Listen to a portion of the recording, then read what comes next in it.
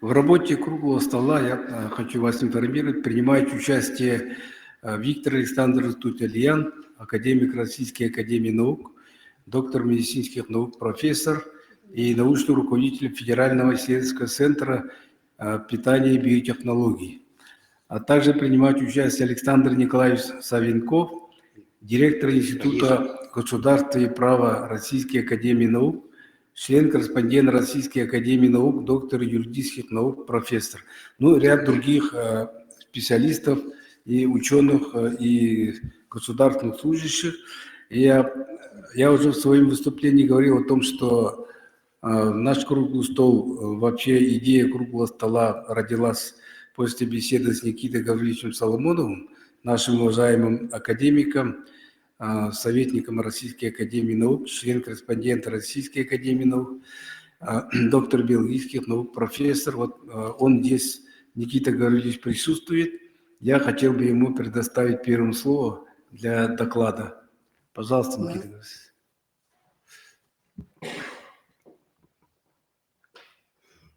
Уважаемые коллеги, дамы и господа, разрешите представить мой доклад по объявленной здесь тематике, то есть по биологической безопасности.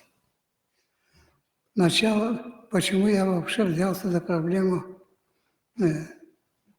биологической безопасности, оно связано с двумя этапами моей научной деятельности. С самого начала моей научной работы я работал по экологии водяной полевки одного самого главного распространителя известного опасного заболевания тулеремия. И как раз в 1959-61 годах в долине Лена и прилежащих районах Центральной Якутии развернулась эпизоотия среди водяных полевок и очень большая, сильная вспышка заболеваемости тулеремией среди населения. Поэтому с самого начала своей научной деятельности я был вынужден заниматься проблемами природной очаговости заболеваний и проблемами так называемых зоонозов. Второе, где-то в 70-х годах в России возникла большая проблема с миграциями птиц. Она была связана с двумя вопросами. Прежде всего, птицы как распространители через своих, конечно, эктопаразитов, распространители возбудителей так называемых арбовирусных инфекций. С другой стороны, к этому времени в связи с возрастанием скорости самолетов и гнездованием птиц возле аэропортов возникла идея, что эти самолеты могут быть, повреждены с птицами. Оказалось, что птица, летящая навстречу и попадающая на корпус самолета, как снаряд пробивает его, и это приводит в некоторых случаях к крупнейшим авариям. Эти проблемы стали еще более ясными в последующие годы, когда я стал заниматься, был назначен председателем оргкомитета по Сибирской конференции по перелетам птиц. И тогда мы вынуждены были заниматься проблемами перелета птиц, их эктопаразитов и с ними вместе возбудителей различного рода заболеваний. Дело в том, что в последующей своей научной деятельности я занимался вопросами и миграции, и заболеваний и так далее. И поэтому я начал активно участвовать по вопросу изучения биологической активности. Впервые я участвовал на конференции, вернее, на совете при президенте, при Индахане по науке и технологиям, и впервые тогда появилось слово и образование. И вот тогда я в выступлении своем попросил, что надо поднять вопрос о биологической безопасности. Идея была поддержана тогдашним министром Сивцевым и особенно Ильдаханом Алексеем Сергеевичем Николаевым. И вот начиная с 6 ноября 2020 года я стал в течение 2 месяцев заниматься проблемой биологической активности, биологической опасности. И через 2 месяца подготовил крупный обзор имеющейся литературы и данные по заболеваемости нашей республики. И вот когда приехал к нам в Якутию президент Российской академии Сергеев, это в марте 2021 года, я выступил на собрании и предложил, что есть 2 прорывные темы мирового уровня. Это Великая река Лена, его история, его природа, его значение для человека, хозяйства и, самое главное, ее охрана. Вторая прорывная тема – это биологическая безопасность.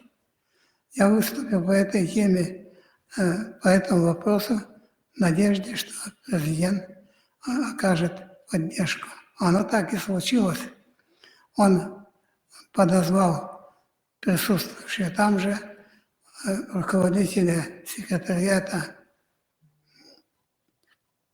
Академии Белянину Валерию и предложил взять под свое, опеку этой темы. И мы с тех пор занимались этой проблемой. Белянин организовала встречи с нашими крупнейшими специалистами, а в первую очередь вышла на вице-президента Академии, председателя сибирского отделения Пармона. Пармон сразу понял значимость этой темы, и в конце общего собрания сибирского отделения 8 апреля 2021 года провел специальное заседание членов Российской академии наук, заинтересованных в данном вопросе. И там был заслушан мой доклад, в котором освещены, без особого регламента, в котором освещены 3 вопроса. Первый вопрос – это река Лена, его природа, а самое главное – его спасение. И биологическая безопасность, и тогда же по предложению наших коллег по биоклиматическим исследованиям во главе с Трофимом Христофоровичем Максимовым мне попросили осветить вопросы роли северных экосистем в сохранении этого биологической устойчивости в условиях сильно изменяющегося климата. По всем этим докладам я выступил, и получилась поддержка этого специального собрания части общего собрания Сибирского отделения Российской Академии. И я тут могу сказать, что наряду с другими темами в первую очередь была поддержана идея изучения биологической безопасности. Она привлекла всеобщее внимание, и Валентин Николаевич Пармон предложил эту тему разрабатывать дальше с член-корреспондентом тогда Сергеем Викторовичем Нетесовым по всем вопросам, связанным с биологической активностью.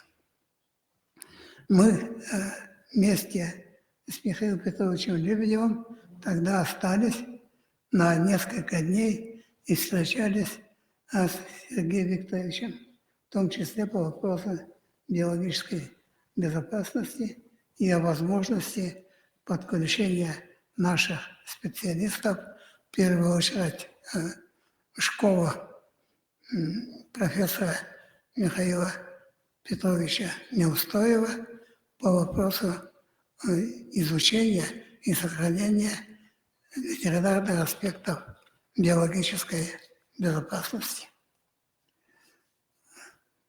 Вот. Это начало. И поэтому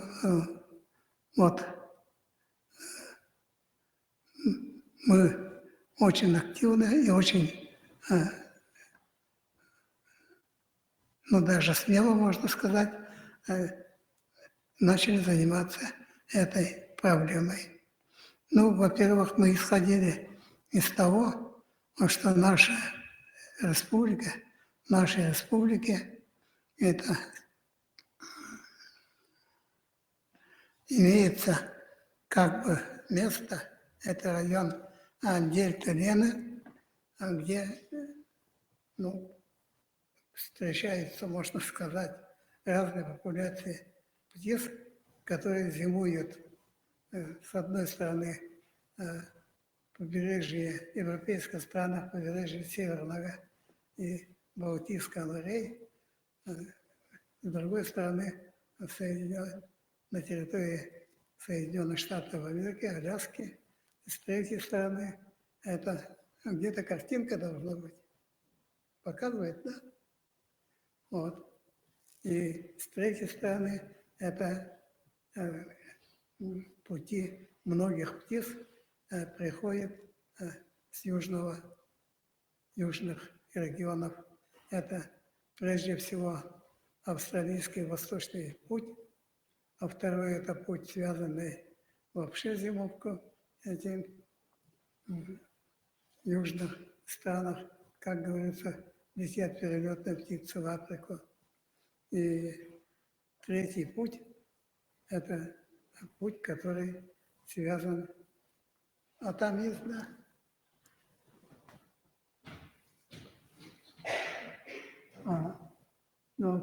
Третий путь – это путь, связанный, прежде всего, Азиатско-Тихоокеанским регионом. То есть охватывает путь от Северной Америки, Аляски в первую очередь, и достигает разных регионов юга. Это Австралия, это южные районы Кореи, Японии, Китая и так далее, Монголии. Вот этот путь, это очень интересный путь, и, конечно, может быть, птицы могут выполнить роль, переносчиков своих эктопаразитов, и вместе с ними возбудителей различного рода инфекционных заболеваний. Вот в рисунке показано так сказать, пути, и они отчетливо показывают, что Якутия, как здесь написано, север Якутии, является как бы родным домом для очень многих птиц. Вот. Ну, потому что к нам прилетает огромное количество птиц, не в видовом составе, не так много видов, но все-таки много, а по численности прилетает для того, чтобы размножиться. Поэтому наша Якутия, ну, скажем, вот северные районы, это как раз наша арктическая района является местом гнездования, следовательно, является местом этого, родиной. Родина называется, ну, как само название говорит, место, где человек или животное родился. Здесь речь идет о птицах, но это касается не только птиц. В общем, я хотел только тут подчеркнуть, очень часто в литературе, особенно такой популярной, часто пишут животные и птицы.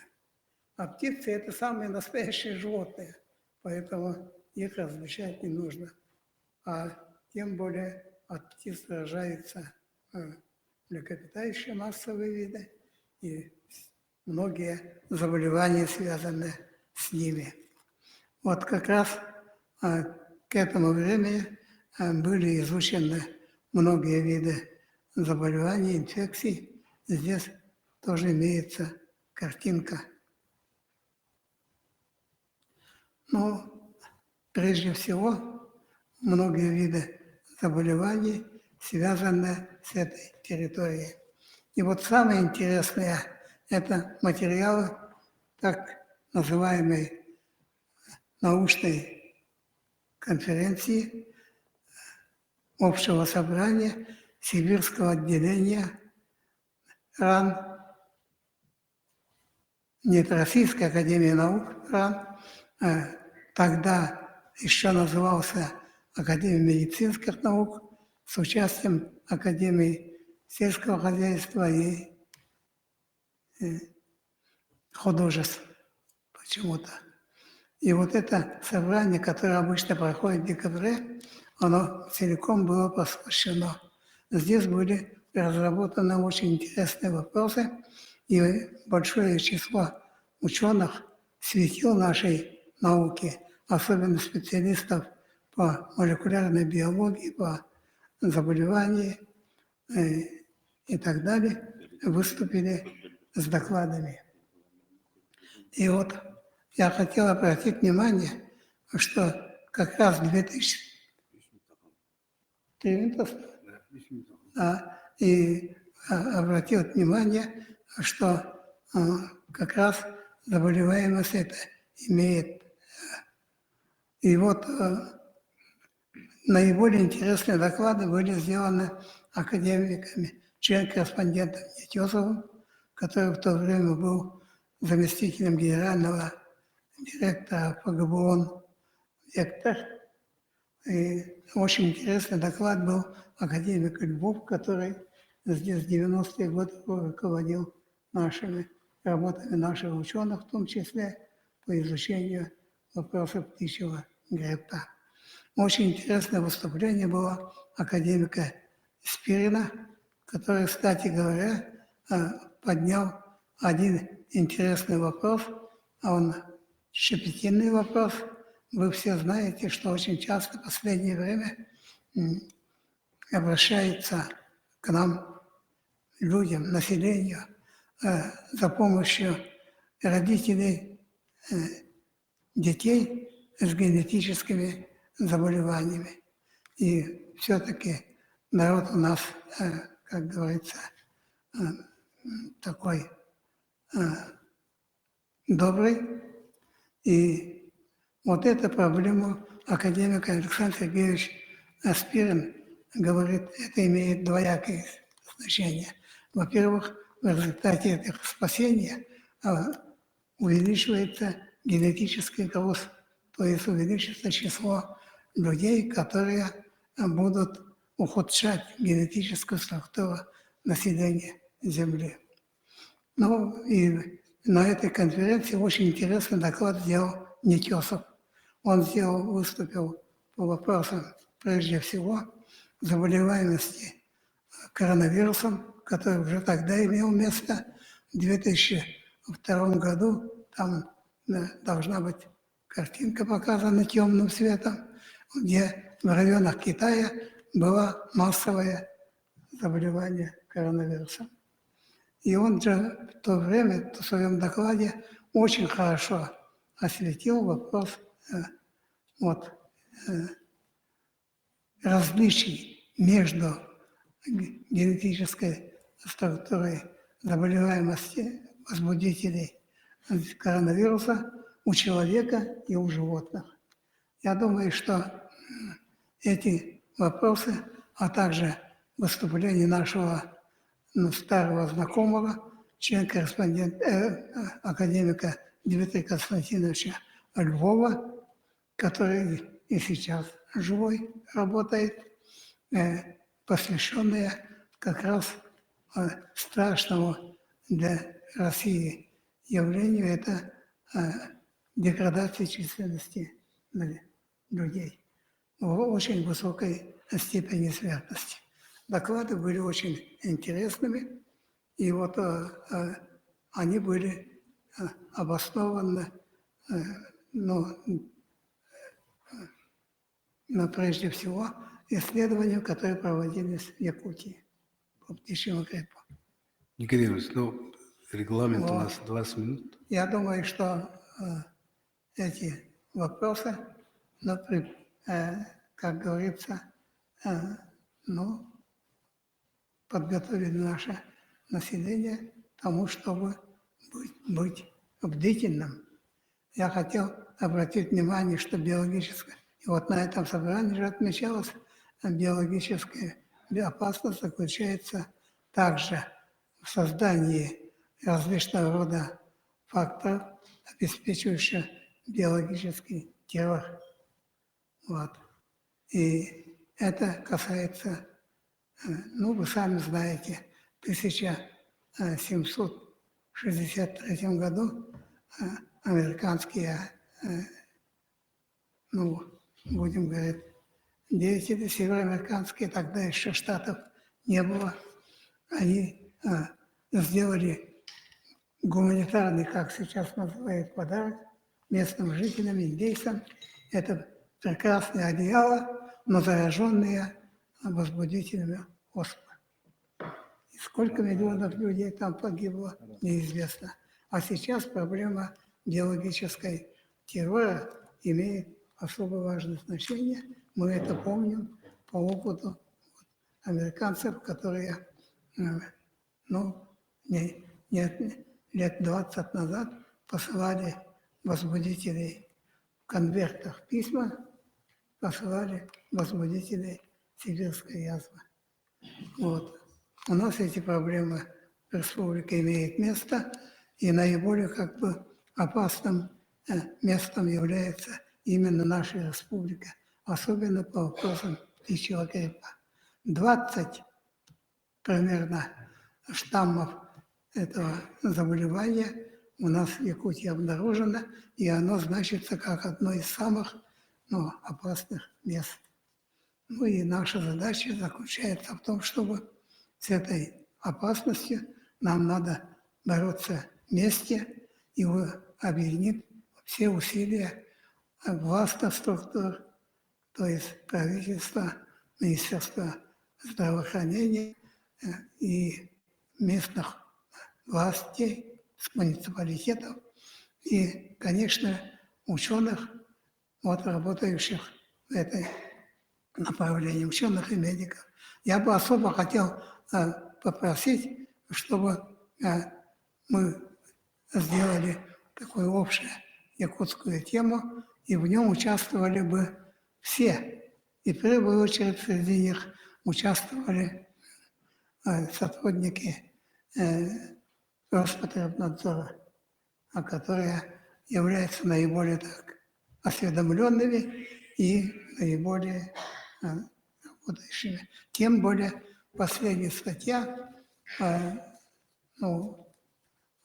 Марченко вместе, прежде всего, сотрудниками наших именно этих структур медико-санитарных, она именно заставляет над этим серьезно задуматься. И я предлагаю, чтобы республика создала свою программу якутскую. Спасибо, Никита Игоревич, спасибо. Вот все ваши предложения обязательно отразим в рекомендациях на свой круглого стола. Спасибо, Никита Игоревич. Разрешите предоставить слово Александру Николаевичу Савенкову, директор Института государства и права Российской академии наук, член-корреспондент Российской академии наук, доктор юридических наук, профессор. Пожалуйста, Александр Николаевич, вы на связи, да? Добрый день, уважаемые коллеги. Я надеюсь, хорошо слышно. Вы знаете, для меня, во-первых, большая честь выступить в этом высоком собрании. Во-вторых, наверное, для нас, для юристов, для правоведов, эта проблема значительно шире и комплекснее, нежели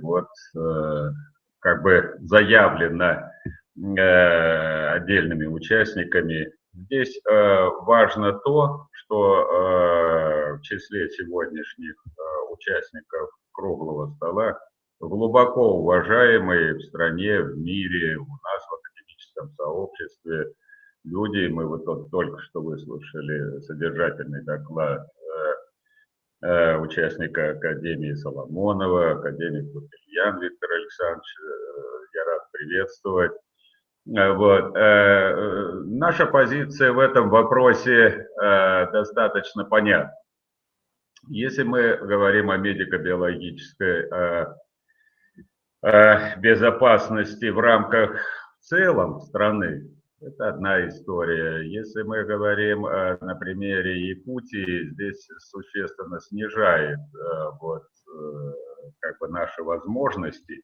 И, на мой взгляд, такая постановка вопроса, она не будет способствовать достижению целей нашего круглого стола. Поэтому позволю себе высказать взгляд юриста на эту проблематику, тем более, как мы ее видим, и я не раз это подчеркивал в своих книгах, работах, статьях, и ровно так же, как ученые нашего института. Во-первых, мы полагаем, что здесь есть, по крайней мере, несколько аспектов медико-биологической безопасности в целом населения, потому что мы так переходим от орнитологической, так сказать, миграции, популяции различных видов животных, на чем настаивает коллега Соломонов, имея в виду птиц в Якутии. И мне кажется, проблема гораздо глобальнее.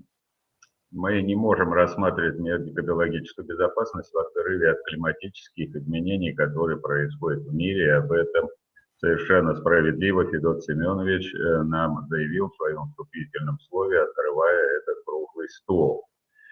То есть таяние мерзлоты, вечной мерзлоты, процессы, происходящие на землях тундры, это не только Якутия, это все наше побережье вдоль Северного морского пути. И вы знаете, на сегодняшний день, по крайней мере, на прошедших последние, насколько я помню, 4-5 лет арктических форумов, участниками которого наш институт неизменно бывал, и мне приходилось там выступать, вопрос идет о том, что на сегодняшний день, каковы размеры вообще арктической зоны, насколько она не в соизмерении с контролируемой суверенитетом государств арктической зоны, а с точки зрения широтного расположения, с учетом того, что климат существенно меняется. И у нас, у страны появляется, у России появляется такое бесспорное преимущество, как Северный морской путь,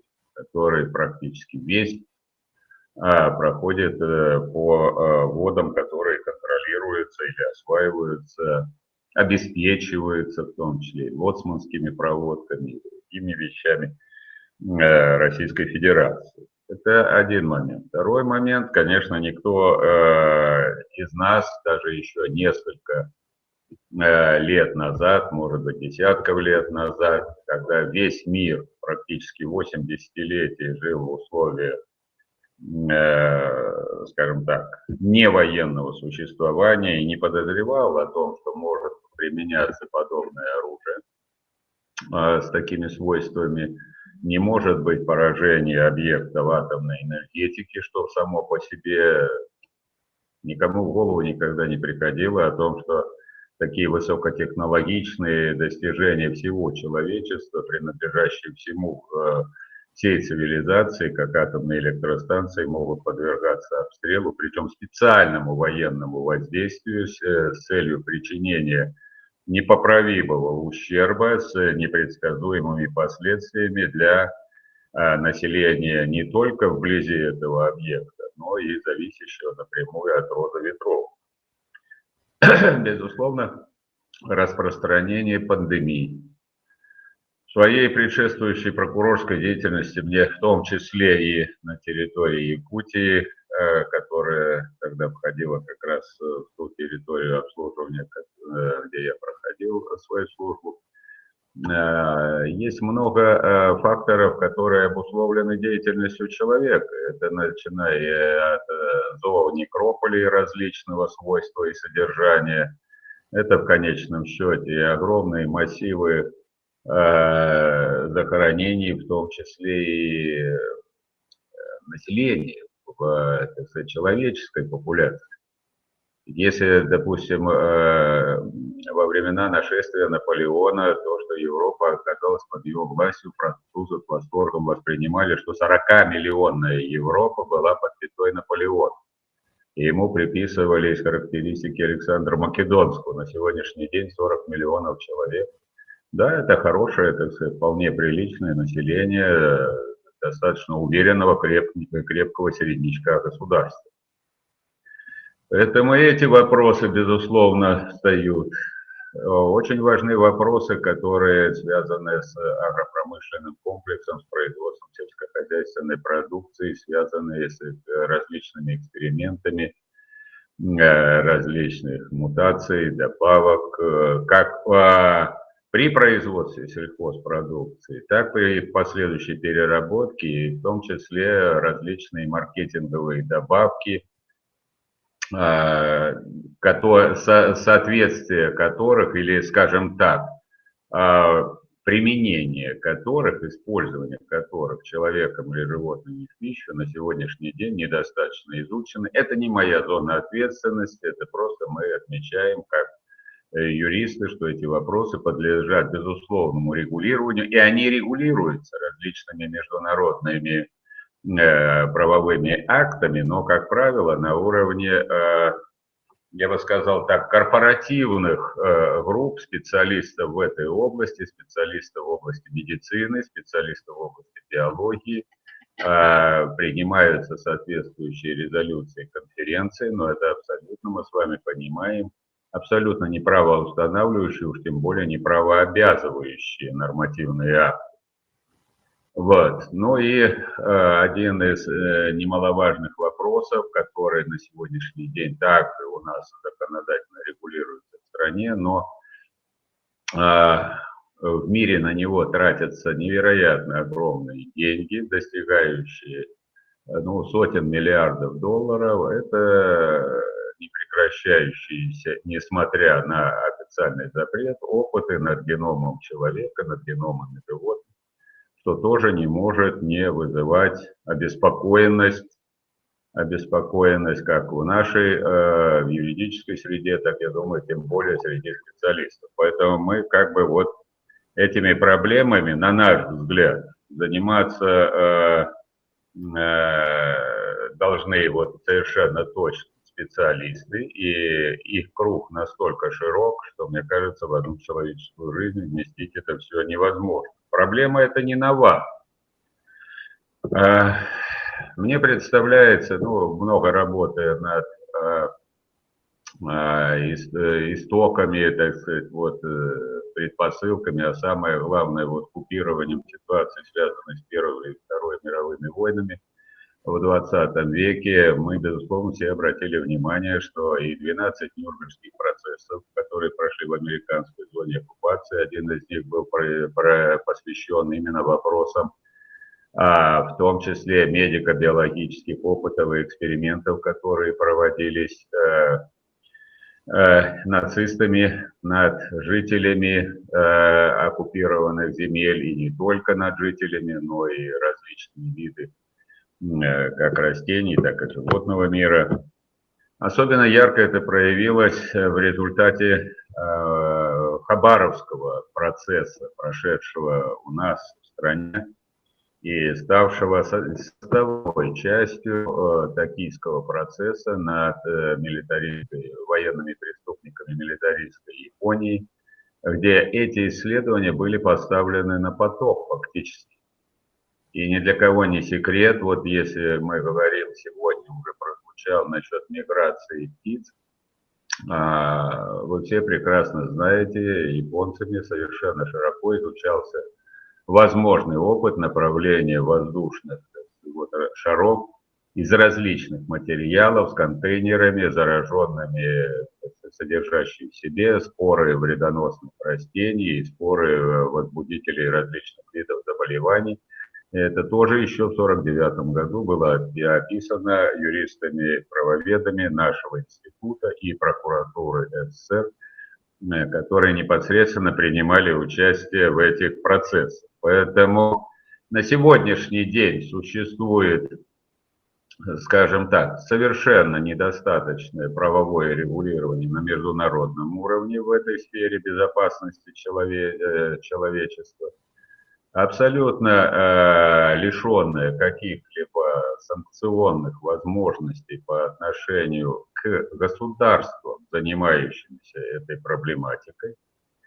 Вот. И достаточно высокий уровень уголовного и административного регулирования этих вопросов внутри отдельных государств, в первую очередь у нас в Российской Федерации. Поэтому мне бы хотелось подчеркнуть, что согласно Конституции Российской Федерации, главной ценностью, основной ценностью нашей страны являются граждане, люди. Поэтому в первую очередь вся деятельность государства Российской Федерации направлена на то, чтобы многомиллионное население нашей страны было надежно защищено от разнообразных внешних и внутренних угроз, в том числе, которые могут негативно сказываться на здоровье людей и их жизни.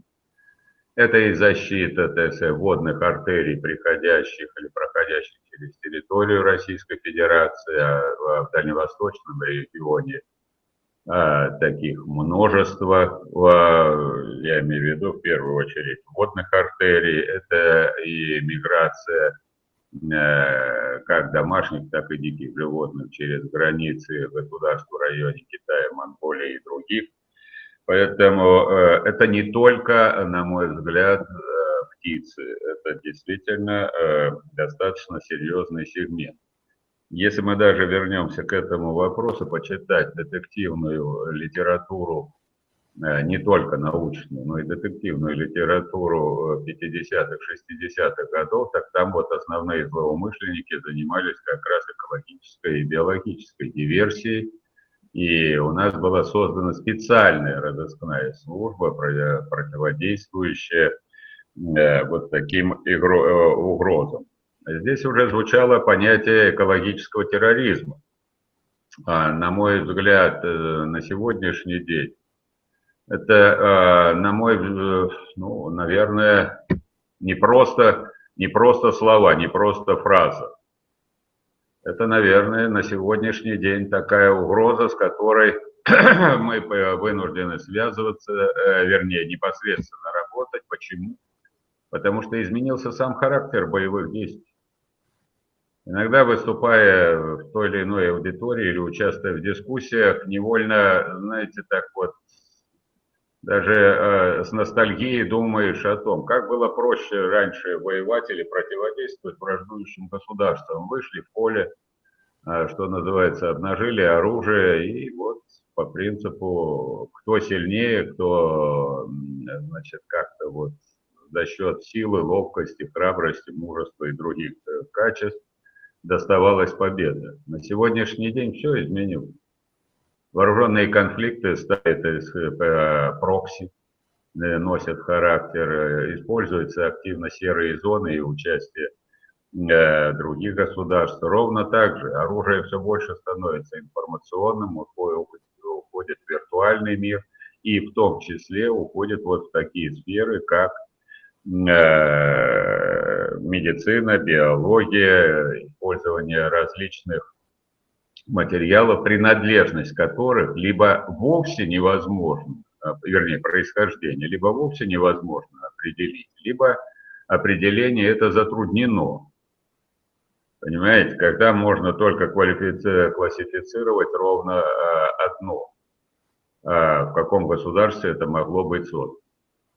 Поэтому мне представляется, что есть правовое, вернее, должно быть правовое регулирование, в первую очередь, тех естественных процессов, которые происходят и которые не зависят от воли человека, где разносчиками тех или иных видов угрожающих, вернее, инфекций или заболеваний, эпидемий, пандемий, которые угрожают человечеству, цивилизации или отдельным регионам в целом, но они не связаны с волей человека, может быть, связаны с вопросами его жизнедеятельности, но не регулируются непосредственно человеком. И второе, это совершенно очевидно противоправная, незаконная, античеловеческая, так сказать, деятельность целых государств или корпораций, или частных компаний, отдельных лиц, которые непосредственно связаны с разработкой тех или иных веществ, либо тех средств, которые могут повлиять на развитие человечества как биологического вида, либо могут оказать существенное влияние на вопросы сохранения жизни и здоровья людей. Я уже подчеркивал, что у нас в Конституции Российской Федерации эти вопросы отражены достаточно четко, и перед государством стоит, перед высшим руководством страны, что уже подчеркиваю при открытии нашего круглого стола, значит, урегулировано. Не буду повторяться насчет нашего противодействия ковиду, потому что я не один раз слышал доклады нашего Россаннадзора и особенно участника нашей академии Вероники Игоревны Скворцовой. Мне кажется, что лучше вот этих двух наших федеральных органов исполнительной власти больше информации, чем у них нет. И второе, как юрист, безусловно, я не могу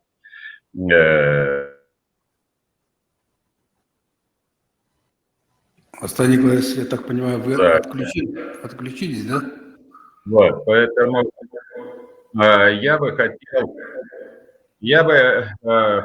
чтобы сегодня вот в результате работы этого круглого стола, который, безусловно, полезен, самое главное, было привлечено внимание к этой проблематике, был подчеркнут комплексный характер исследований, которые необходимо выполнять в этой сфере, которые требуют привлечения специалистов самого разного, так сказать, спектра и направлений деятельности. Вот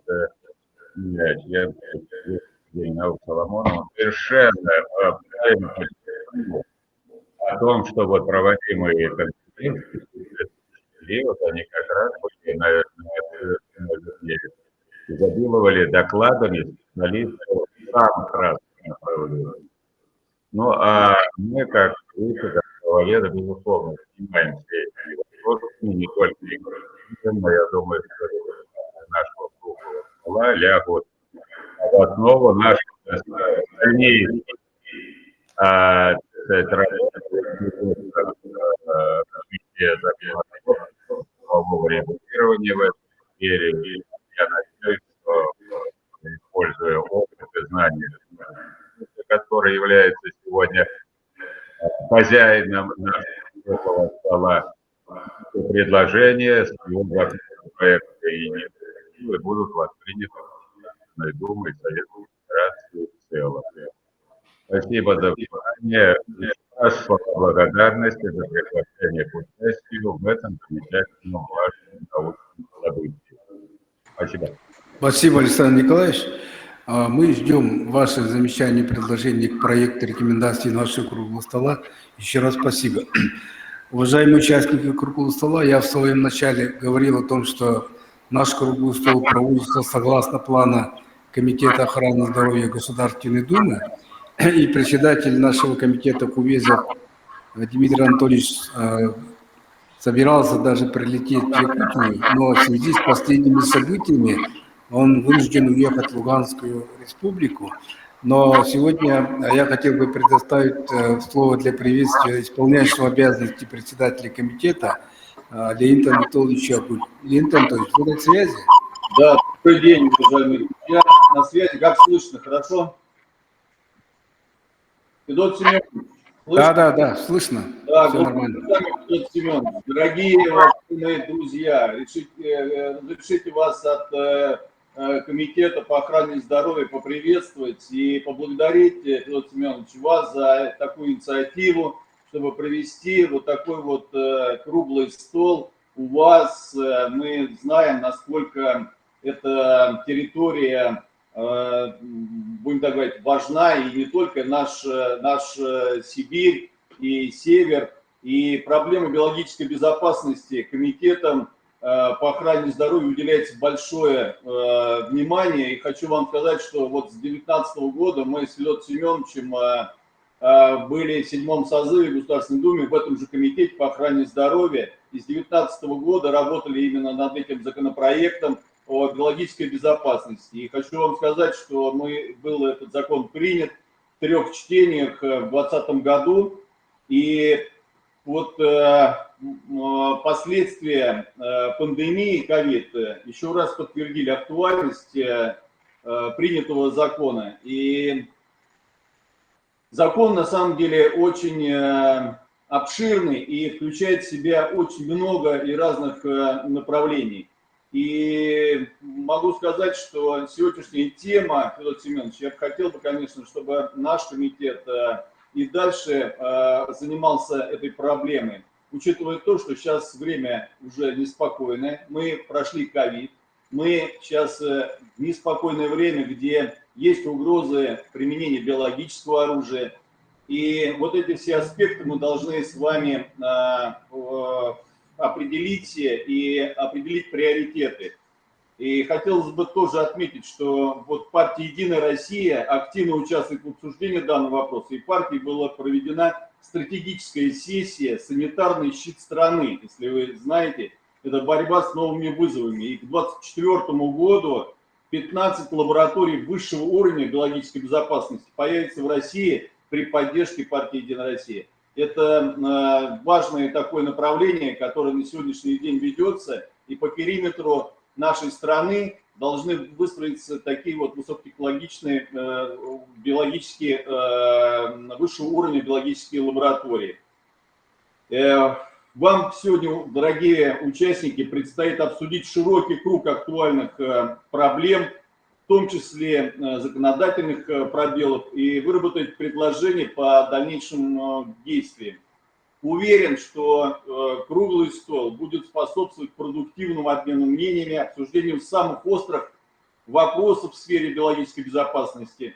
Ну и еще раз хочу, Федор Семенович, вам и участникам круглого стола пожелать успехов. И, конечно же, мы ждем все те предложения, законодательные инициативы, которые будут выработаны, предложения будут выработаны на этом круглом столе в нашем комитете. Готовы их обсуждать и участвовать в дальнейшем их применении. Всем желаю участникам плодотворной работы, желаю успехов. Спасибо, дорогие участники, и успехов. Спасибо, Леонид Анатольевич, спасибо. Дорогие друзья, разрешите представить слово Виктору Александровичу Тутальяну, научному руководителю Федерального исследовательского центра питания и биотехнологий, академик Российской академии наук, доктор медицинских наук, профессор. Виктор Александрович, вы на связи, да? Виктор Анатольевич. Готовы, как всегда. Можно? Да? Не будем мешать. Уважаемые коллеги, в первую очередь хочу поблагодарить вас за приглашение принять участие в этом замечательном мероприятии, архиактуальном, архиважном, особенно в данной ситуации для нашей страны. И я думаю, что мы должны всячески приветствовать и те решения, которые круглый стол вынесет и даст определенные рекомендации по совершенствованию законодательной базы в области медико-биологической безопасности. Это будет полезно, нужно, ну и я считаю, что крайне необходимо сейчас. Пища, питание занимает особое место в объектах окружающей среды. Почему? Потому что пища – это единственный объект окружающей среды, который становится внутренней средой нашего организма, попадая в организм, метаболизируясь и строит наши структуры, наши клетки и наш организм. В этом особенность питания. Поэтому, опять-таки, в отличие от других объектов окружающей среды, которые мы можем только испортить, и с точки зрения антропологического воздействия, то питание, опять-таки, занимает особую роль. Там мы контролируем именно опасности, которые связаны и с нашей деятельностью человека, связаны с природными загрязнителями или контаминантами, то здесь нам важны обе вещи. И полезная часть питания, и риск, связанный с питанием, это и структура питания, потому что нарушения структуры питания могут привести к самым неприятным последствиям для здоровья человека.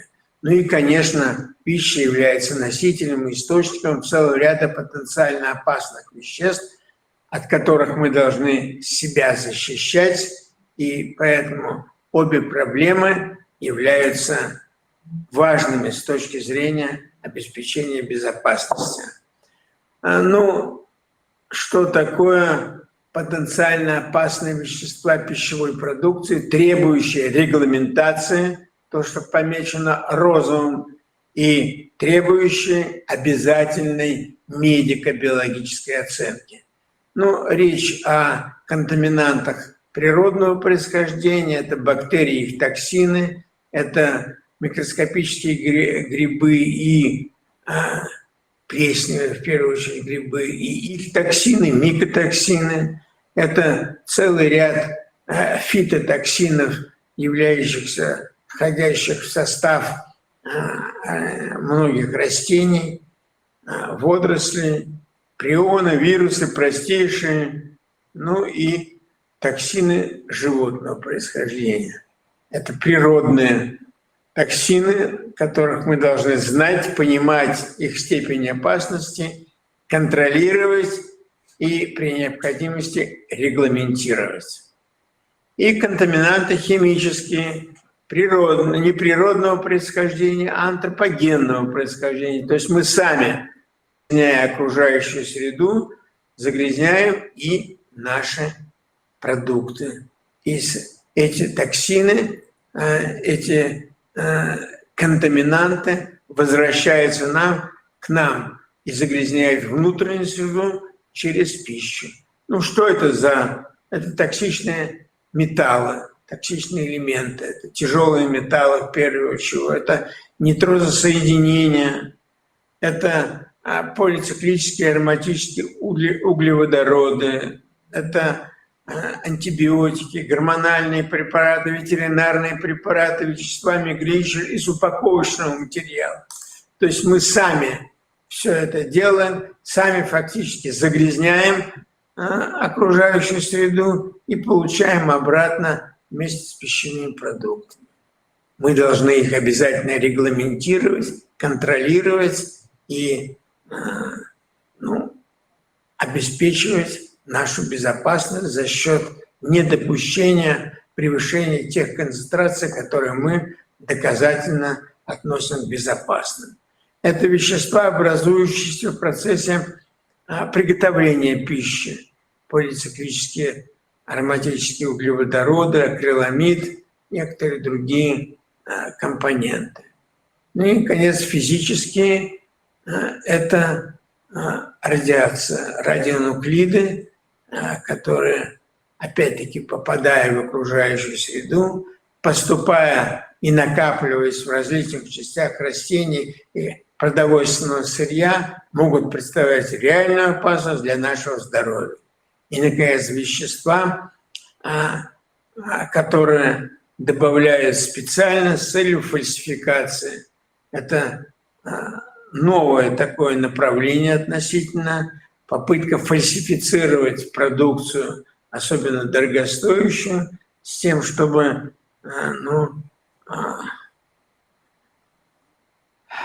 понятно, получить прибыль, но это может быть реальная опасность для здоровья человека. Это меламин, допустим, для молочной продукции, когда он имитирует излишнее содержание белка, а на самом деле это является внесенным химическим соединением. Это некоторые красители, и другие соединения. Это то, что мы должны регламентировать, контролировать и обеспечивать их недопущение высшей концентрации, которую мы считаем безопасной. И, наконец, то, что мы должны оценивать, прежде чем допустить для реализации населению, проводить самую широкую, самую сложную, самую надежную систему биологической оценки безопасности. Но прежде всего это генетически модифицированные организмы растительного, животного, микробного происхождения.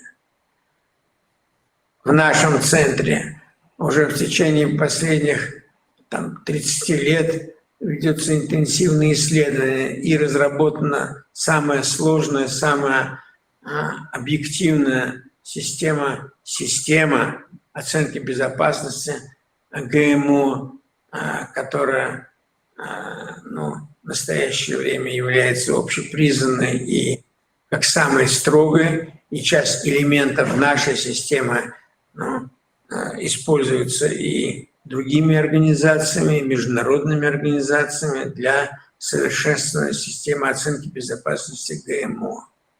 Это относительно новое направление наночастицы, наноматериала и продукция с использованием нанотехнологий. Это те же химические элементы, но в наноформе они приобретают новые свойства, новую степень опасности для человека. И знать, и предвосхитить эти опасности, и предотвратить их – это наша задача в процессе медико-биологической оценки этих материалов. Это целый ряд биологически активных веществ. Мы понимаем, и сейчас в центре внимания науки о питании – это расшифровка механизма действия минорных биологически активных веществ пищи, которые, оказывается, нам нужны. Они выполняют определенную важную роль, и мы их даже назвали так экзогенные регуляторы нашего метаболизма. Но мы должны правильно их оценить, правильно определить границы, особенно когда их используют в виде биологически активных добавок, границы, где это пустышка, это обман, когда низкие концентрации и где концентрации высокие могут представлять опасность для нашего здоровья.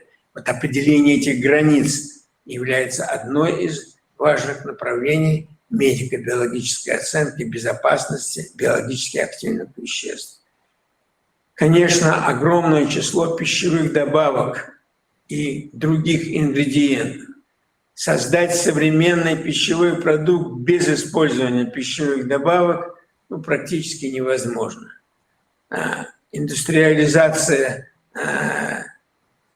агропромышленного комплекса, индустриализация производства, массовое количество пищевых продуктов, необходимость их повышения их сохранности, определенное придание потребительских свойств требует использования пищевых добавок. Сейчас их большое количество. Красители, эмульгаторы, консерванты, и многие другие классы таких соединений. Их сотни. И обязательно, предварительно оценка их безопасности, определение уровня безопасности – это часть важнейшей проблемы, связанной с обеспечением медико-биологической безопасности человека и здоровья сбережения. Развитие системы оценки безопасности пищевой продукции. Вы видите, что базовая система была создана в период где-то 1997-2002 год, где стандартная схема общепринятая и у нас, и за рубежом. Но в дальнейшем мы провели очень серьезную оценку и продвинулись в развитии этой системы. Это характеристика репродуктивной функции очень подробно. Поиск новых биомаркеров, которые позволяют выявить те невидимые эффекты, которые могут быть связаны с воздействием минимальных доз, но реально действующих доз этих загрязнителей. Поиски экспериментальных моделей и создание этих моделей, позволяющих оценить влияние элементарных факторов, влияние токсических факторов. Это увеличение продолжительности токсикологических исследований. Особенно важно на развитие, пренатальное развитие, репродуктивные функции и все связанное с пренатальным и постнатальным развитием потомства. Этот огромный комплекс, он необходим для гарантии, абсолютной гарантии безопасности для человека пищевой продукции, особенно нового вида. Дальше. Какие сейчас горячие точки в области обеспечения безопасности пищевой продукции? Это эмерджентные возбудители, новые возбудители пищевых инфекций и токсикоинфекций. Это новые, старые контаминанты антропогенного происхождения.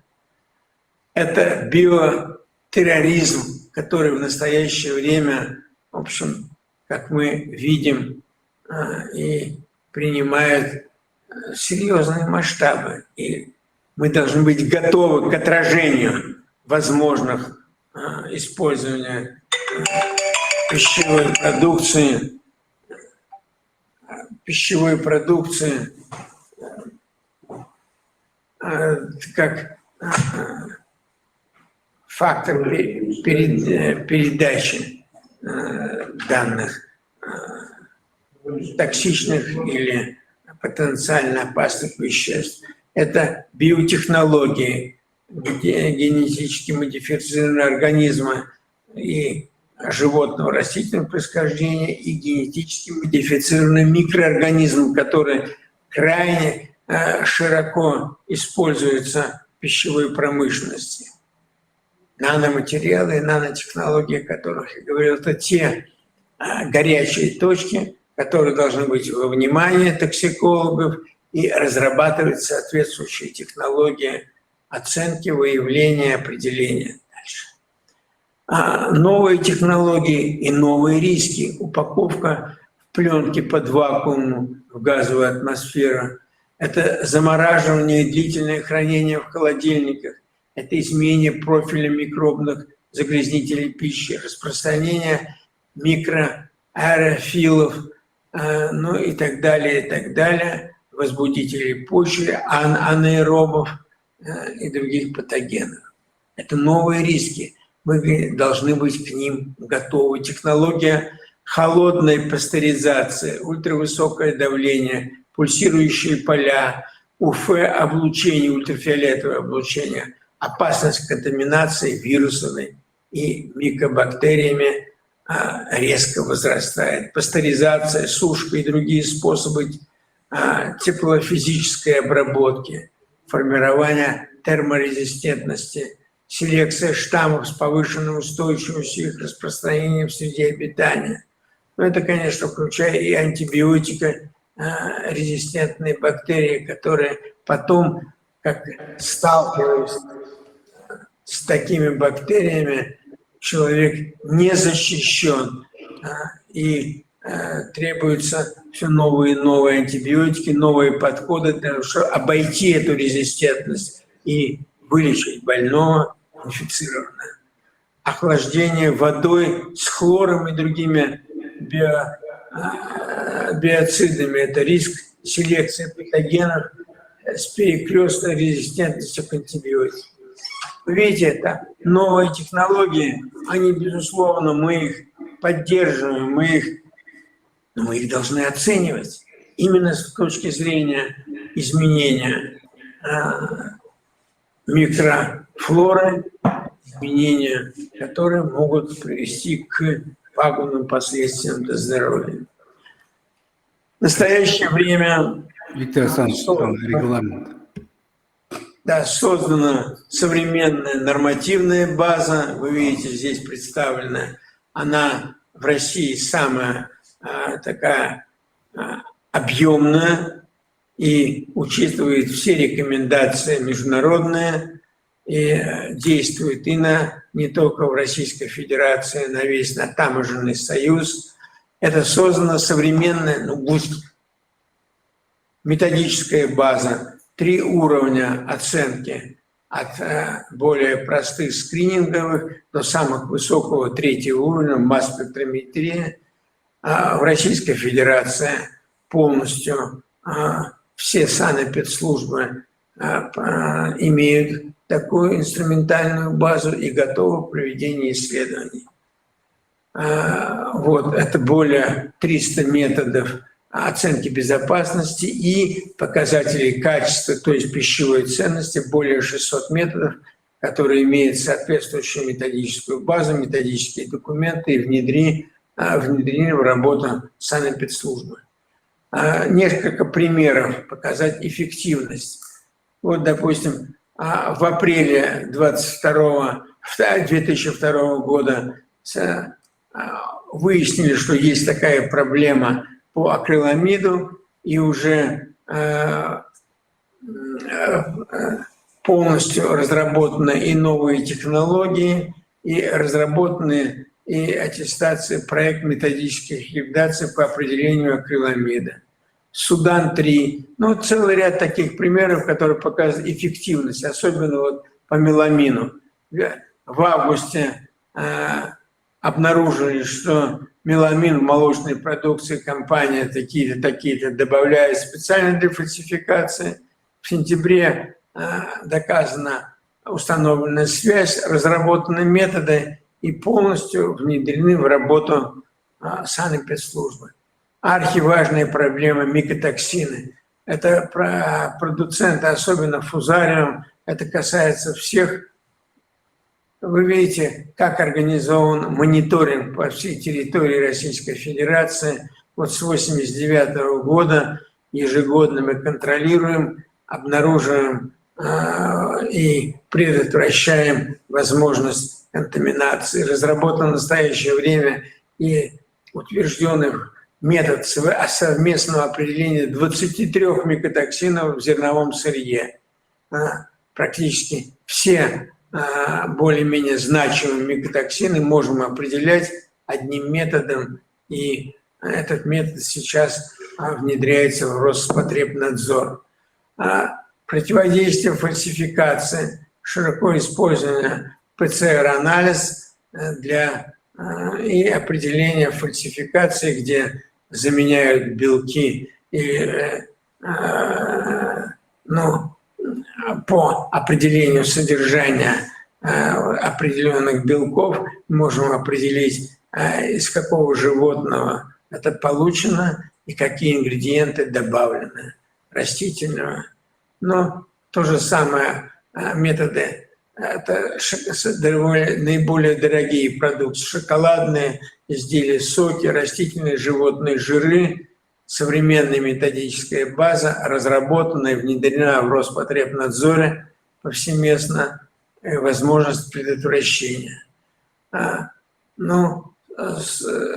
Абсолютно, я уже об этом сказал, трехуровня оценка безопасности ГМО. Пропускай дальше.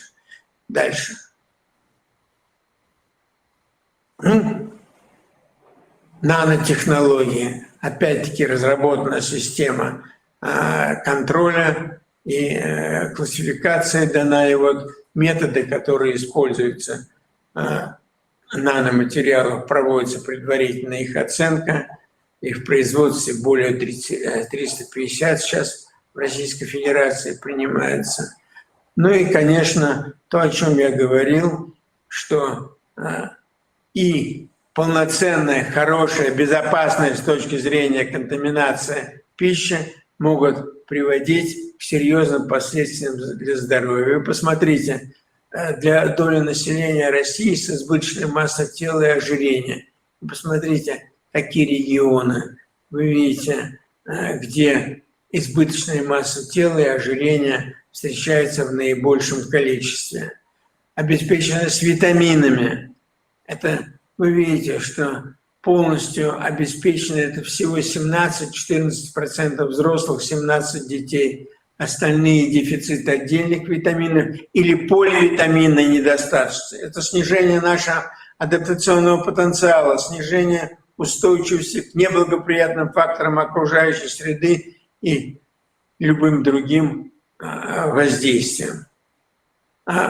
Тенденция развития пищевой индустрии – это сочетание интересов человека, интереса производителя, идет в направлении персонализации питания. Вы посмотрите, сколько в настоящее время разработано групп продуктов, которые специально учитывают физиологические потребности отдельных групп населения. В принципе, мы сейчас можем создать рацион индивидуальный для каждого человека, зная его метаболические нарушения, его особенности. Но этого не нужно делать, но в принципе такая возможность есть. Это будущее. Оптимальный рацион питания нас с вами – это традиционные продукты, обогащенные продукты, так называемые функциональные продукты, специализированные продукты профилактического и лечебного питания, продукты персонализированные для различных групп населения и биологически активные добавки. Вот этот пазл – это рацион современного человека. Дальше. И, конечно, уровень образования. Компоненты, равнозначным компонентам, это не только здоровое питание, это не только наш карман, не только ассортимент продукции на прилавке, но наши знания, как правильно составить свой рацион. Знания специалистов, знания народа. Поэтому на базе нашего института работает 5 кафедр различных вузов. Первый медицинский, второй медицинский, кафедра РУДН, и так далее. Дальше. Спасибо за внимание. Извините, что задержал. Да, спасибо, Виктор Александрович. Спасибо за очень подробный и глубокий анализ. Спасибо. Ждем ваших рекомендаций. Разрешите представить слово Михаилу Петровичу Неустроеву, доктору ветеринарных наук, заведующему лабораторией ветеринарной биотехнологии, главному научному сотруднику Якутского научно-исследовательского института сельского хозяйства. Но я надеюсь, что мы услышим оценку Миколы Петровича относительно той информации, которая была весной. Массовый падеж оленей было, массовый падеж лошадей было. Что это такое было? Спасибо. Микола Петрович, пожалуйста. Добрый день, уважаемые коллеги. Прошу мой слайд.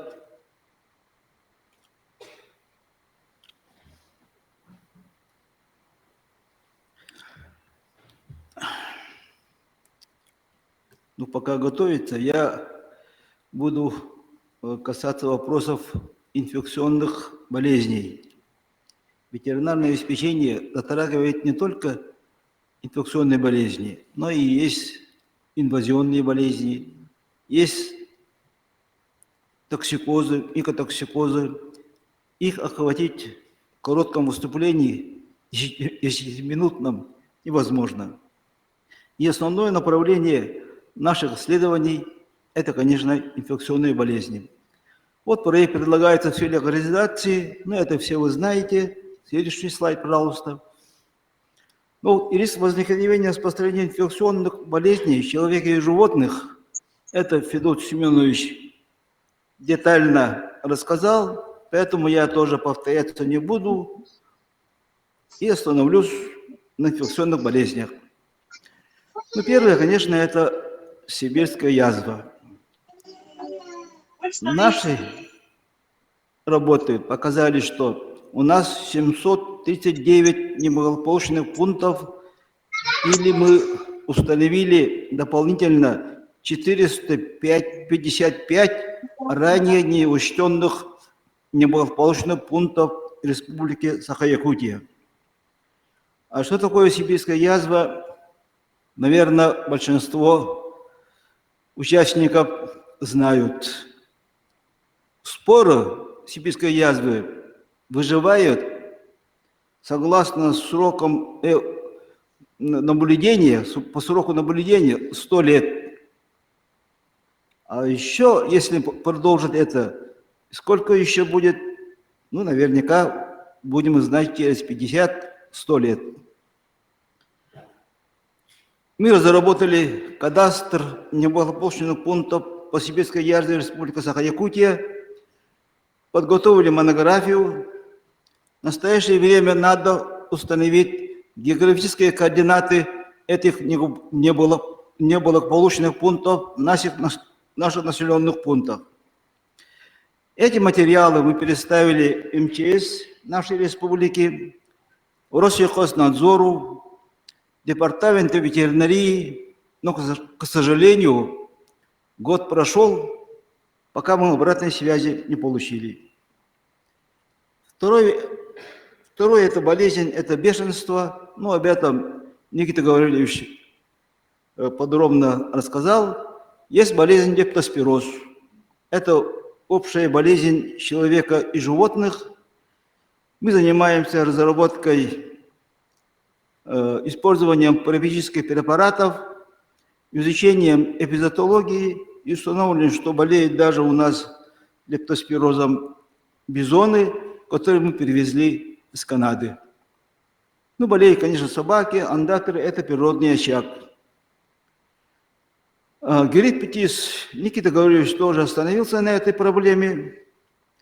И, как предупреждают наши ученые мира и Российской Федерации, следующая пандемия может быть с крайнего севера, из Якутии, как показал Никита Гаврилович в карте перелетных птиц нашей республики и мира. Болезнь сальмонеллез – это тоже общеизвестная болезнь, но у нас самая главная проблема – это сальмонеллез лошадей. Мы недополучаем 20-30% переплода из-за заболевания лошадей сальмонеллезом. Это тоже природная очаговая болезнь. Носителями являются песцы, лисицы, дикие птицы и грызуны. Ну, от тулеремии, это 19 районов республики, являются неблагополучными по этой инфекции. Следующий слайд. Очень большая проблема и не изученная никем еще в нашей республике, к сожалению, это иерсиниозы. Это так называемый псевдотуберкулез. Болеют у нас этой болезни, к большому сожалению, копытные животные. Это лоси, косули. Мы находили возбудитель иерсиниоза у перелетных птиц, грызунов, а домашние животные и человек болеет этой инфекцией. Очень опасная инфекция – это прионовые болезни. Это хроническое изнурение оленей. Эта болезнь регистрируется в Аляске. Аляска рядом. Перелетные птицы его могут, за 2 суток. А по этой болезни у нас работают только в одном научном учреждении в Москве. К сожалению, Якутия по этим болезням ни одного шага вперед не делает. Вирусные болезни. Такие вирусные болезни у нас в настоящее время распространены. Кроме, конечно, ковида. Ковид среди животных, среди наших домашних животных, кошек, тоже имеется и известен уже очень давно. Это ринопневмония, вирусная болезнь лошадей. Это инфекционный ринотрахеид и вирусная диарея среди крупного рогатого скота и, большому сожалению, среди северных оленей. Вирусные болезни животных, о передаче вирусных болезней животных к человеку, к сожалению, наша медицинская наука еще не взялась за эту проблему, и никто ничего не знает. Уважаемые коллеги, у нас есть у ветеринарных работников правила борьбы с ринопневмонией, вирусным болезням лошадей. Там, который имеет силу с марта 2020 года, черным по белому написано: мясо больных ринопневмонией лошадей не употребляется в пищу. А мы с вами даже его употребляем в сыром виде и любим очень печень замороженной. А где находятся вирусы? Вирус любит кровь, это печень. А ринопневмония у нас неблагополучны. 99 населенных пунктов нашей республики, а мясо мы, скоро будет забой лошадей, будем кушать все. К этой проблеме Роспотребнадзор, Департамент ветеринарии пока не обращает большого внимания. Проблема следующая – микотоксикозы. Сейчас был доклад академика Тутельяна, он по микотоксикозам очень подробно рассказал. У нас тоже есть научные разработки, так как мы изучали микотоксикозы лошадей, крупного рогатого скота, и разработали меры борьбы с биологическими препаратами. Но, к сожалению, внедрение этих разработок в нашей республике не происходит. Следующий слайд.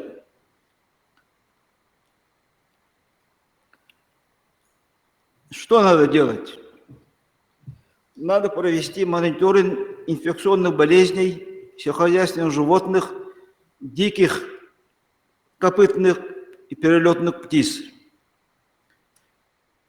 Надо продолжить разработку биологических препаратов, потому что только нас спасут разработка биологических препаратов. Антибиотики в развитых странах уже не применяются, для животных имеется в виду. А почему не применяется, наверняка вы все знаете, это резистентность к антибиотикам в больницах, поликлиниках некоторые инфекционные болезни уже невозможно лечить антибиотиками. Для этого нам надо, чтобы организовать мониторинг, следует организовать арктический центр микробиотехнологий с вирусологическими и микробиологическими лабораториями. Уважаемые коллеги, к сожалению, в нашей республике, которая занимает 1/5 часть Российской Федерации, которая имеет огромное количество перелетных птиц и диких животных, нет вирусологической лаборатории. То есть мы занимаемся диагностикой только вирусных болезней.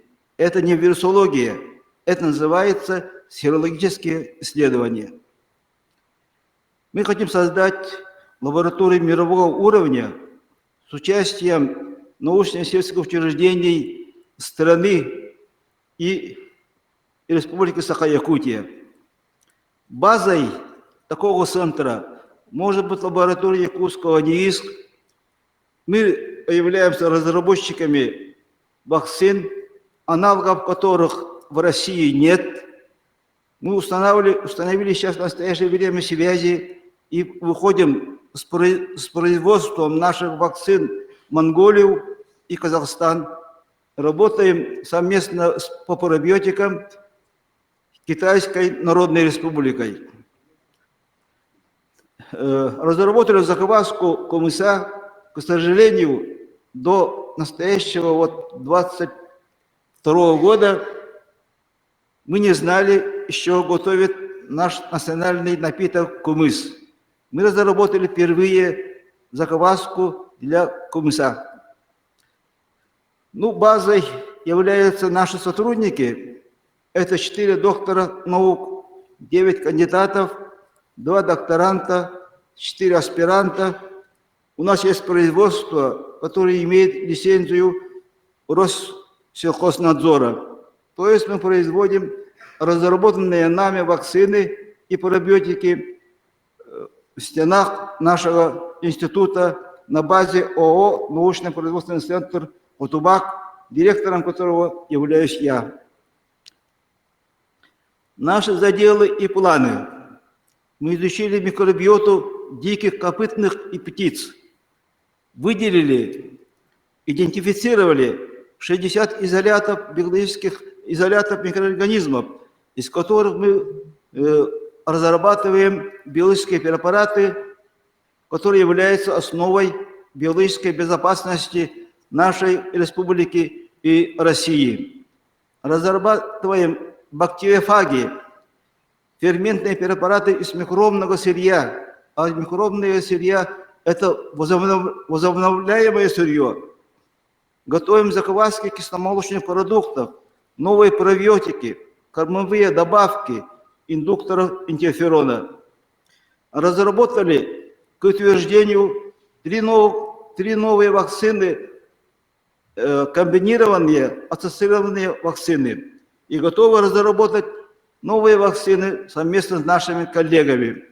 И, конечно, цель нашей работы – это создание биофармзавода. Десятилетие науки и технологий просит повернуться лицом к науке и освоению разработанных технологий. Спасибо за внимание.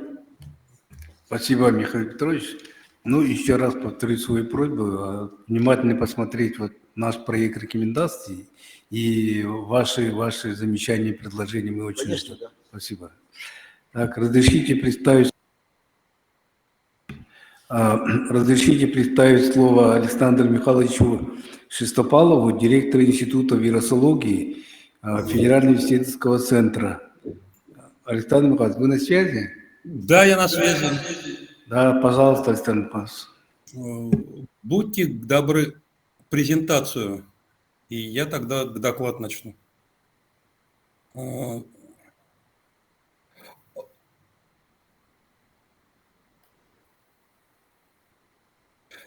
Максим, вы там подключаете презентацию? Так, уважаемые коллеги, добрый день. Пока нет презентации. Я в двух словах скажу. Наш институт уже 20 лет занимается вирусными инфекциями зоонозного происхождения. В основном на территории Сибири и Дальнего Востока. И мы имеем достаточно широкие связи с нашими зоологами, орнитологами, вот, ветеринарными специалистами. И, так сказать, по большому счету представляем, какие зоонозы вирусные, так сказать, циркулируют у нас на территории, какие опасности могут нам угрожать, ну, в ближайшие годы в связи с миграциями к диких животных. Так, сейчас, одну секундочку. Мой доклад – это миграция к диких животных как потенциальная угроза заноса новых вирусов на территорию России. Так вот, следующий. Ну, в двух словах, вы все знаете, что зооноза – это инфекция общая для человека и животных. Вот в отечественной литературе зоонозами принято считать инфекционные инвазивные болезни человека, при котором вот резервуаром и источником являются домашние и дикие животные. Из более чем 1400 патогенов, опасных для людей, примерно 46 – это зоонозы. Так вот, следующий слайд. Самые вот важные зоонозы 20-21 века представлены, так сказать, вот на этом слайде, и вы о них практически обо всех знаете. Это в первую очередь испанка, это был классический зооноз, это 1918 год. Далее это вот вирус Эбола, иммунодефицит человека, вот высоко патогенный вот вирус гриппа H5, ну и в том числе все коронавирусы, это все зоонозы. Следующий слайд. Анализ показывает, что перемещение от животных можно спровоцировано к человеку, можно контролировать. А вот естественные миграции, сезонные и периодические, и не периодические, они подчиняются к другим законам, экологическим и биологическим. И человеку их контролировать очень сложно. Следующий слайд. Здесь вот вкратце основные инфекции у животных, которые вот мигрируют по суше, это в первую очередь бешенство, клещевой энцефалит, геморрагические лихорадки. И, так сказать, одна, так сказать, из важных – это вот африканская чума от свиней. Меры и борьбы и контроля в целом для этих инфекций вот разработаны, потому что это легко вот следить, куда животные идут, как контролировать их численность там, отстрелом, загоном или еще чем-то. Следующий слайд. Более важными, интересными являются те животные инфекции, переносимые ими диких животных, которых сложно контролировать. Это, так сказать, есть такие, все вы знаете, вот морские животные, и у них огромнейшее количество вот вирусных инфекций. Красным вот выделены инфекции, опасные для человека. Это то, что встречается у морских вот млекопитающих, у тюленей, у дельфинов и вот у китов. Вот следующий слайд. Ну, к счастью, эпидемическая и эпизоотологическая значимость миграции морских животных пока вот невелика, потому что ну, контакт очень редок, и он в основном, так сказать, только при отлове этих животных, при их отстреле или использовании этих животных в дельфинариумах или вот океанариумах. Но тем не менее, уже, так сказать, описаны случаи, в том числе у нас вот в России, заражения от людей, от дельфинов и от тюленей. Вот следующий слайд. Наиболее, конечно, интересными объектами являются летающие животные. Это летучие мыши и птицы. Вот на этом слайде представлены вот вирусы летучих мышей, от обитающих на территории от России. И красным также вот выделены вот вирусы, те, которые опасны для человека. И среди них вы видите, это известные многим вот медикам и вот ветеринарным специалистам, это и аденовирусы, и коронавирусы, в том числе филовирусы, те, к которым относится вот вирус Эбола, ну и ряд других вот вирусов. Следующий слайд. Летучие, так, нет, обратно. На территории РФ вот обитает около 50 отвидов от рукокрылых, и наибольшее отвидовое разнообразие отмечается, так сказать, на юге. Это Северный Кавказ, Южная Сибирь и Приморье. Северная граница летучих мышей, ну, в связи с климатом, в связи с температурой, проходит где-то примерно километров на 200 севернее Якутска. То есть все равно они занимают и мигрируют достаточно широкую зону по всей территории от России. И чтобы хотел отметить, что изучение миграционных путей летучих мышей проводились вот в Российской Федерации исключительно вот в европейской части и в прошлом веке. Данных крайне мало, но известно одно, что они могут мигрировать до 1000 километров. Вот данные по миграциям вот в азиатской части очень немногочисленны. Это в основном касается Западной и Восточной Сибири, то, что мыши могут летать в Европу и Казахстан. Но очень важным регионом является Дальний Восток, юг Якутии, где обитают летучие мыши видов, близких к Северному Китаю. Это говорит о том, что вот возможен обмен, так сказать, от вирусным от материалом с этими, ну, северным с Китаем. Но к наиболее интересным и важным объектам для вот изучения это являются, естественно, птицы. Птицы, они имеют, так сказать, большое как эпидемическое значение, так и вот эпизотологическое. Они являются носителями очень многих вирусных инфекций. Это в первую очередь всем известный вирус гриппа. Кроме этого, это и лихорадка западного Нила, которой болеют и люди, и в том числе сельскохозяйственные животные, скот, клещевой энцефалит, японский и много, так сказать, других инфекций, которые показаны вот на этом слайде. Кроме того, следующий слайд, что птицы могут сами быть источником и резервуаром от вирусов, они могут являться и переносчиками, потому что они могут быть хозяевами различных паразитов. В первую очередь это клещи хиолема и могут переносить на огромное расстояние вирус Конго, крымской геморрагической лихорадки и других лихорадок, что тоже представляет серьезную опасность для многих территорий, особенно в связи с экологическими изменениями и с потеплением климата. Вот следующий слайд. Здесь представлены основные миграционные пути птиц, и как вы видите, через территорию от России проходит 6 основных из 8 магистральных путей, в том числе через Сибирь, и западную, и восточную, и Якутию, естественно, в том числе, проходят 3 основных магистральных пути, которые связывают нас, ну вот начиная красный от Африки и кончая, так сказать, Австралией и Америкой. То есть, естественно, птицы, так сказать, улетая вот на зимовку вот в эти страны, там в Африку и вот в Австралию, они могут заносить во время вот весенней вот миграции на нашу территорию любые вот инфекции, так сказать, которые могут быть в тех регионах. Следующий слайд. Птицы здесь представлены, мы совместно с орнитологами, с нашими сибирского вот отделения провели эту работу и выяснили, что у нас в целом обитает около 700 вот видов мигрирующих птиц, мигрирующих и оседлых птиц, из них 615 видов – это дальние мигранты. Основная масса птиц у нас летит в Европу, далее Азия, очень много от Африка, но есть виды, которые летят и в Америку, и даже в Австралию. То есть это подтверждает предыдущий слайд о том, что могут вирусы к нам заноситься отовсюду.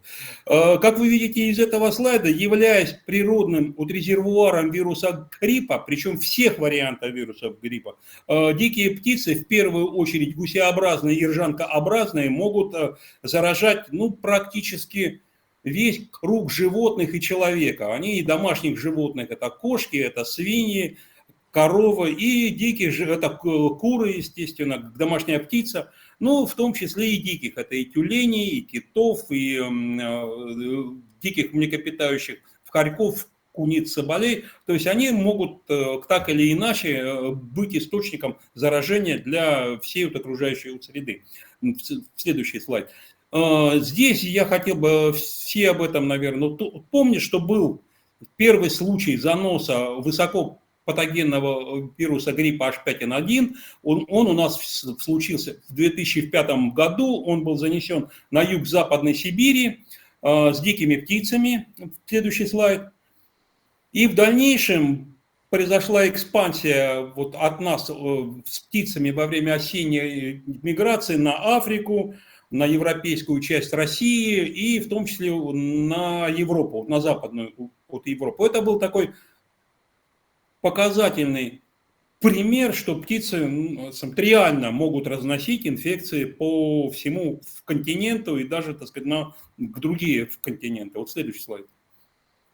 Кроме H5N1 известного, вот существуют вот такие вот варианты высокопатогенных от вирусов гриппа, которые представляют опасность и для человека, и для сельхозживотных. Для человека в случае заболевания летальность достигает 60%, а экономический ущерб для птицеводства ежегодно это гибнет около 100 миллионов голов домашней птицы. Хотел бы по следующему слайду еще сказать, что у нас в последние годы очень активно циркулирует тут вирус H5N8, который и в этом году нанес достаточно серьезный ущерб в европейской части России. Наша работа вот на протяжении последних 20 лет, здесь представлены данные за 10 лет, показала, что средний уровень изоляции вирусов гриппа от диких птиц составляет 10%. То есть каждая 10-я птица дикая несет в себе тот или иной вариант от вируса гриппа. И теоретически каждый из этих вариантов может быть потенциально опасен как для человека, так и для сельхозживотных. Также это данные нашей работы мы провели, вот следующий слайд.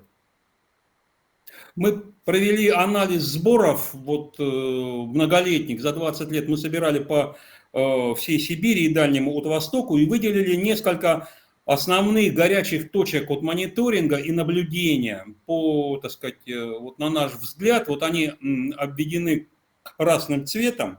И, так сказать, отдельно красным заштрихованным это Якутия, это центр Якутии. У нас очень много данных по Якутии.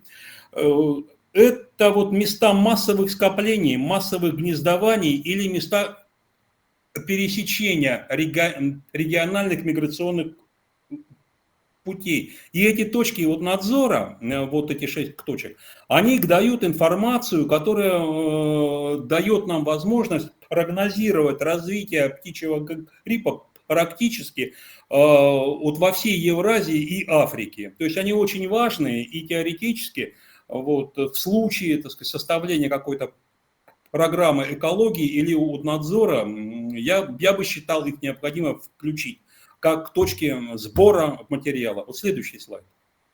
Здесь еще важным очень моментом от наших исследований это является уточнение миграционных потоков.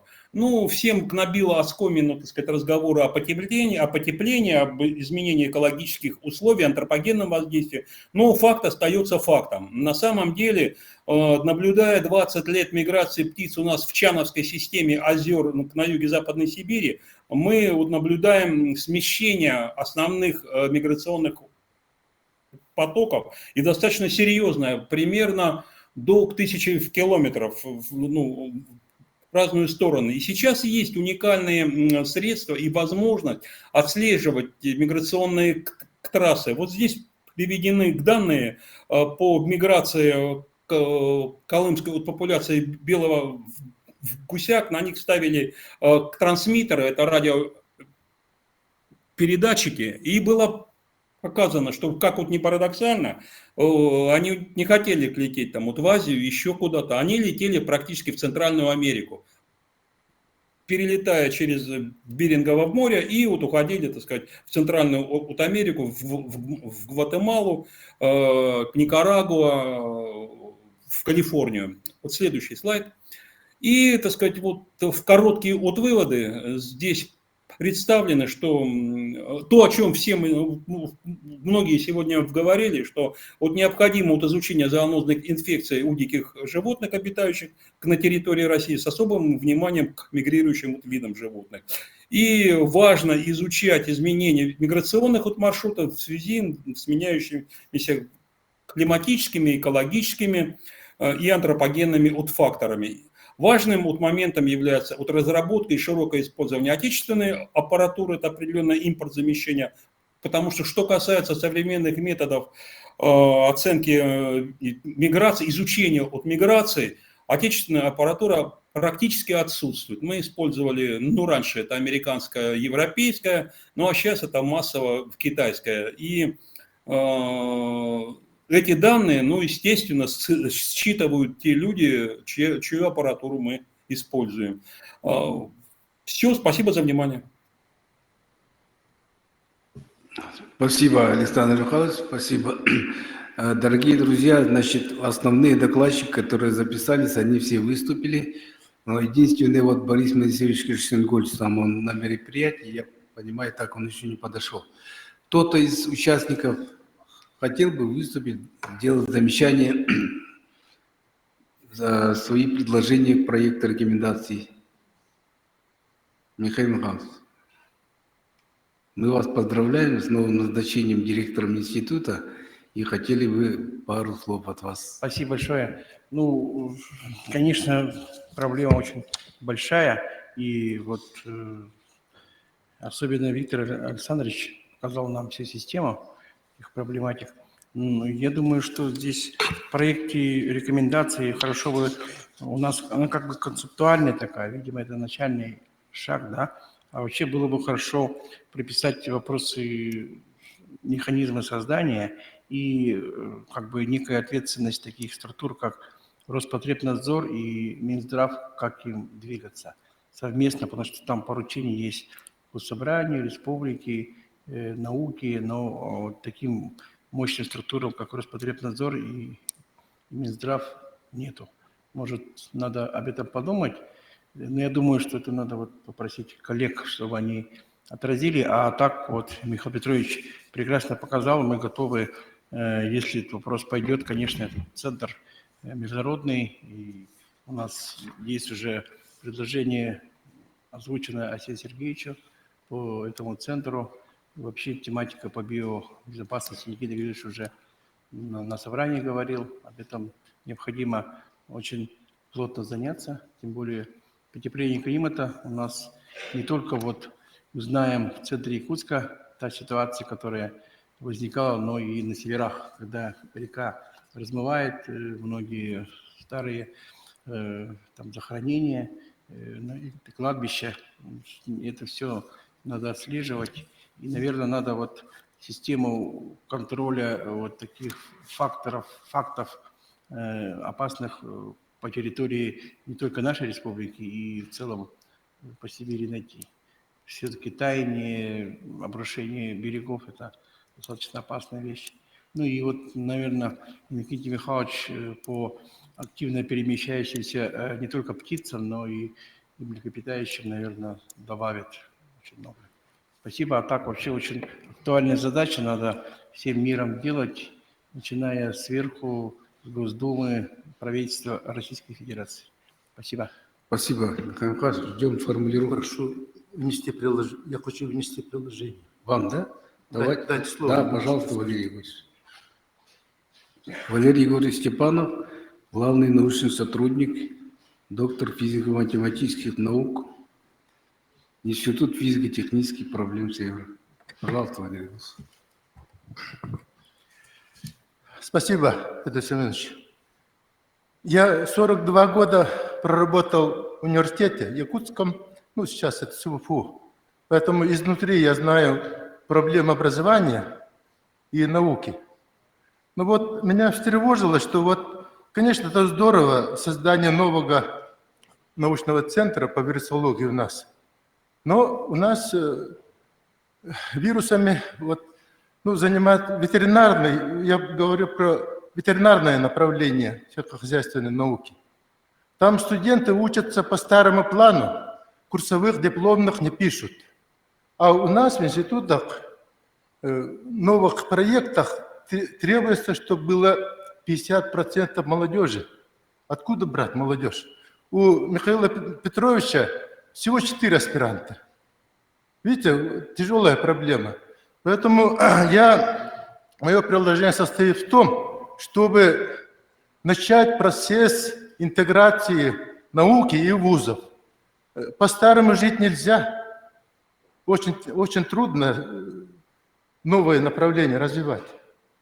Поэтому вот этот новый центр должен обязательно быть очень тесно связан с агротехнологическим университетом АГАТУ, с ветеринарами.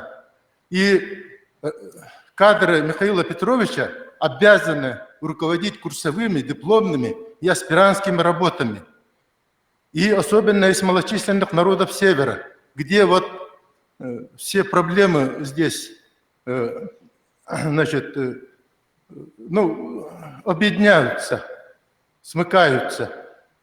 А малочисленные народы Севера могут, для них путь один, это поступление в АГАТУ, потом аспирантура, потом наука. А для них, получается, путь закрыт. Поэтому я очень прошу обратить особое внимание Федору Семеновичу на эту проблему.